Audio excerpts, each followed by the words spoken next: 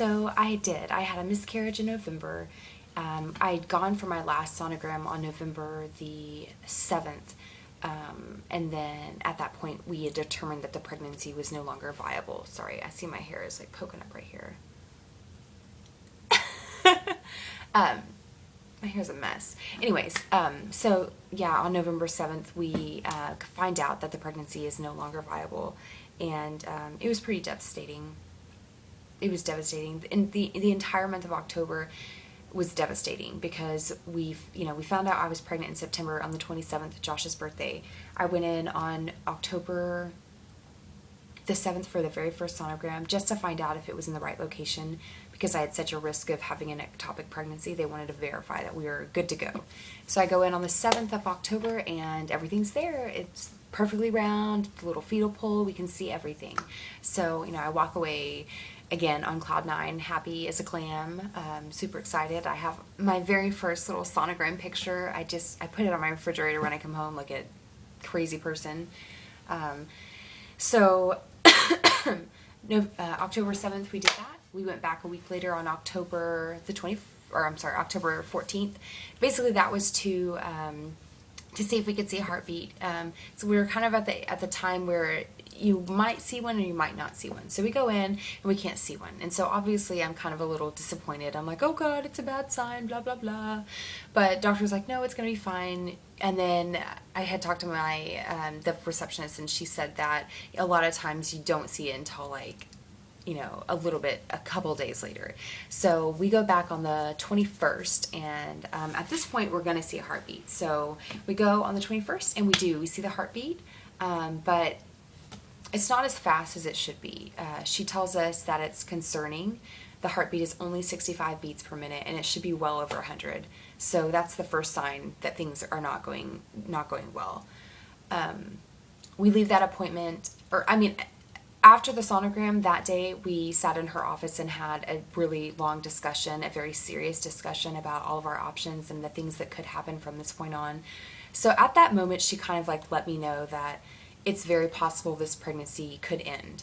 But we didn't really, we had a lot of hope at that point because we had a heartbeat. We're like, maybe we're catching it on the day that its heart is starting to beat, and so it's not revved up enough yet. We had all these excuses in our head of why it wasn't fast enough. So we go back in on the 21st or the 22nd and to see if the heartbeat is faster.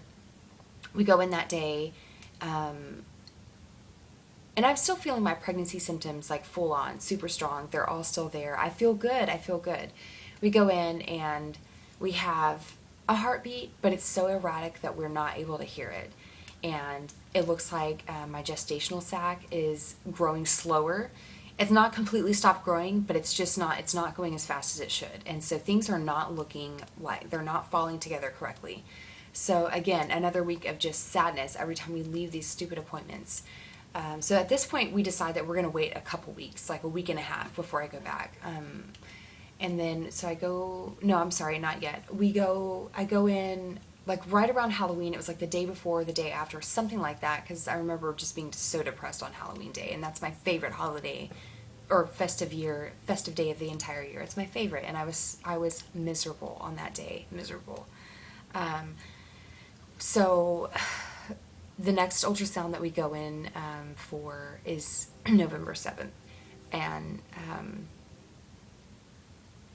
as soon as she starts the ultrasound, I can tell immediately that it's not good. I can tell that the gestational sac looks different. It doesn't look perfectly round anymore. It just looks bad. And so I can tell by her face also immediately that it was not good. There are no words to explain that feeling of laying on a table with a wand in your vagina, knowing that the little baby that they're looking for has died, that it's not there, that it's gone. And so it was sad, very sad. I'm still sad to this day about it. There are days that I wake up and I'm just so pissed off at the world that I hate the way that I feel sometimes. I really do. I hate that. But not all days are that way. I'm doing, like at least 75% better than I was, because the first 2 months after the miscarriage, I was like a zombie in my brain. I was gone. I just, and even, like I said, I'm still depressed because of it. It's sad. It makes me sad. I mean, obviously I go to work every day and I do my job and I come home and I have my life, but I still feel so, I feel like there's this giant hole inside of me from this last miscarriage. Like I felt like after waiting so long and everything that we put into it, and then actually getting pregnant felt like such a joke and such a what an awful joke to pull on someone, here you're pregnant and now you're not. It really hurts, but I know that it's just pain in my heart, and I know that we're going to try again, so I have to have hope that the next time will be successful for us.